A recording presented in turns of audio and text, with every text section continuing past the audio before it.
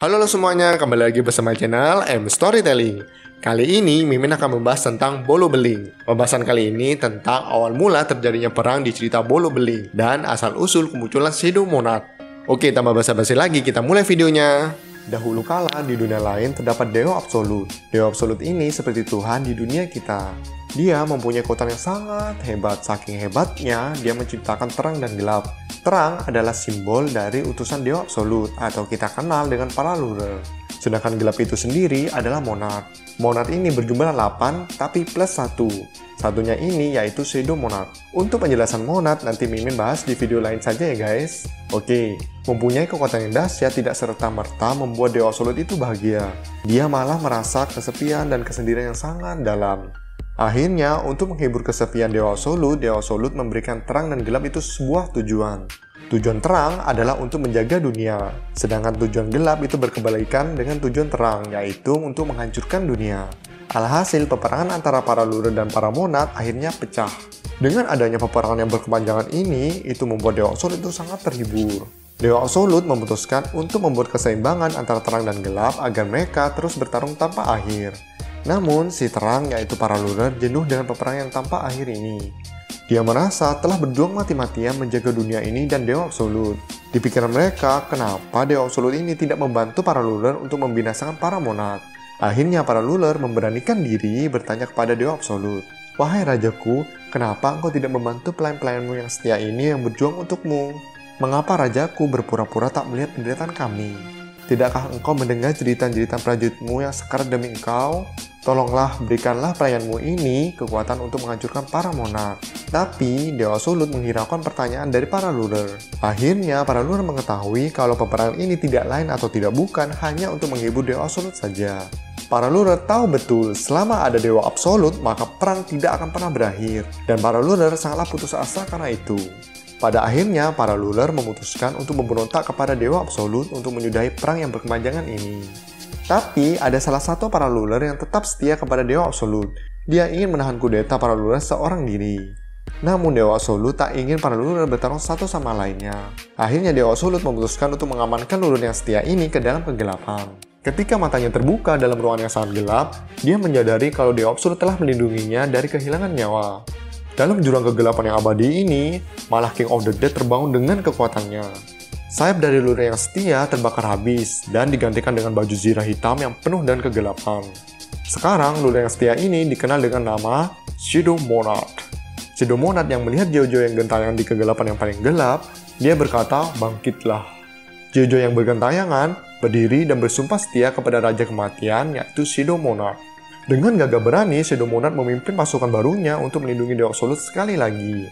Namun ketika dia kembali, semuanya itu sudah berakhir. Para ruler berhasil membunuh Dewa Absolut dan memproklamasikan dirinya sendiri sebagai penguasa baru di dunia ini. Kalau kalian tanya, kenapa bisa Dewa Absolut kalah dengan ciptanya sendiri? Itu karena tidak ada kekuatan yang tak terbatas.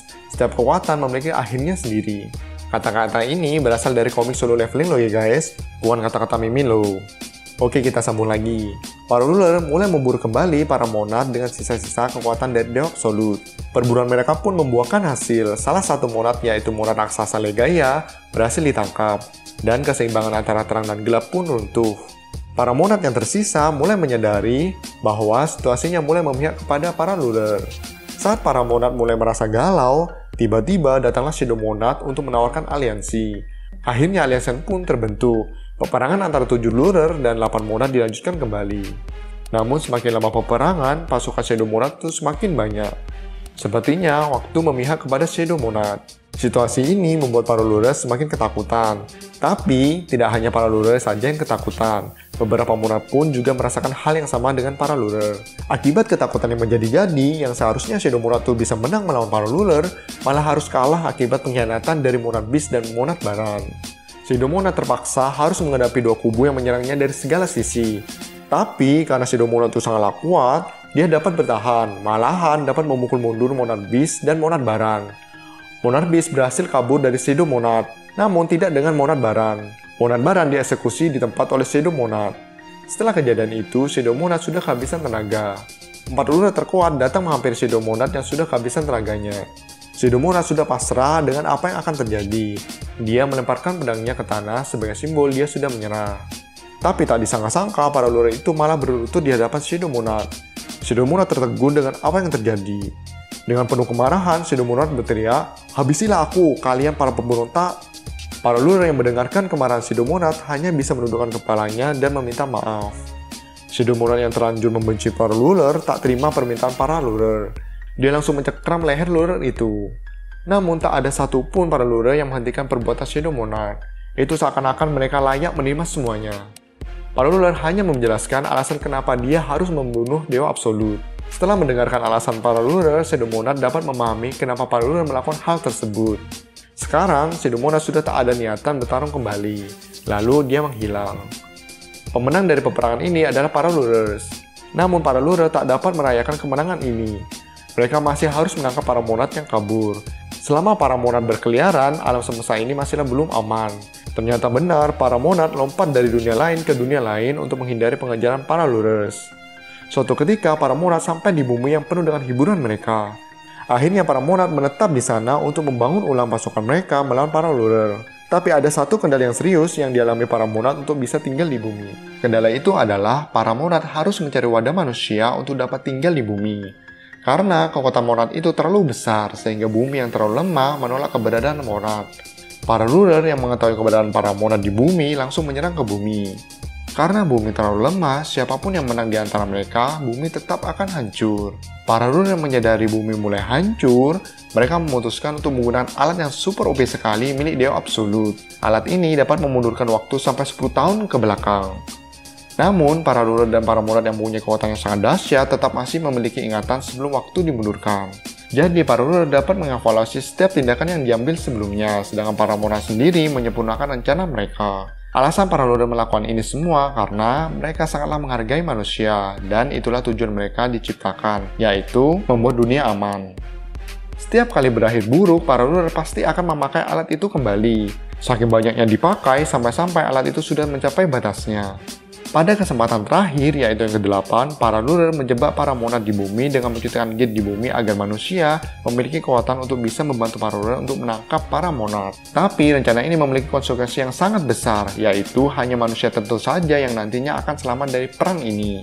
Jadi tidak semua manusia itu selamat. Oke, sekarang kita bahas di sisi para monad. Para monad mencari wadah yang cocok untuk dapat tinggal di bumi.